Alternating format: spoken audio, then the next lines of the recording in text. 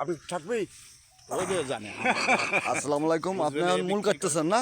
হ্যাঁ আচ্ছা দেখি আপনি মূলটা কত দূর গর্ত করছেন?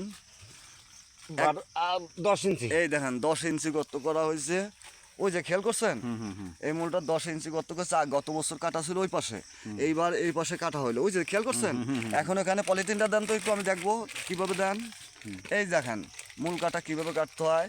এই যে পলিথিনটা দিচ্ছে, দিয়ে এখন ওই গাছের সাথে কোনো শিকড় আর মাটিতে থাকলো না, বুঝতে পারছেন? এখন ওর উপর দিয়ে মাটি দিয়ে উনি পাড়া দেবে, যেন একটা বাতাসে এই গাছটা নড়চড় না হয়, পড়ে না যায়, ওই মাটিটা না ভাঙে, পাড়াও দেবে। এর জন্য পাড়া দেবে, দিয়ে ওই মাটিটাকে টাইট করে দিতে হবে। এই যে খেয়াল করেন কিভাবে দিচ্ছে। আর এই গাছটা যে কাটলো, এই দেখছেন এই গাছটার ভিতরে কতগুলো আম আছে। এই দেখেন আম, দেখছেন?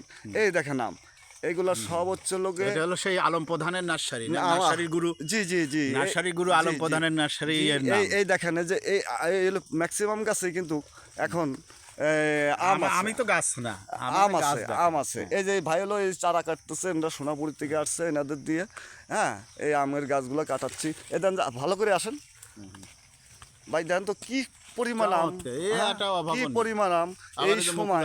এটা কি মাস? এটা কি মাস বলেন তো? এটা হলো আষাঢ় মাসের 7 দিন। আষাঢ় মাসের 7 দিন, 8 দিন। আচ্ছা এই গাছটার ভিতরে দেখেন তো কতগুলো আম আছে, আপনি একটা গোনা দেন তো।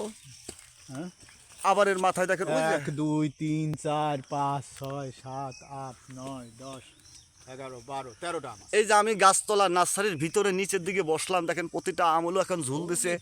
ওই দেখেন যে আমের পরিবেশটা কি দেখছেন, উপরে নিচে সাইডে সর্ব জায়গায় কি পরিমাণ আম আছে ভাইয়া।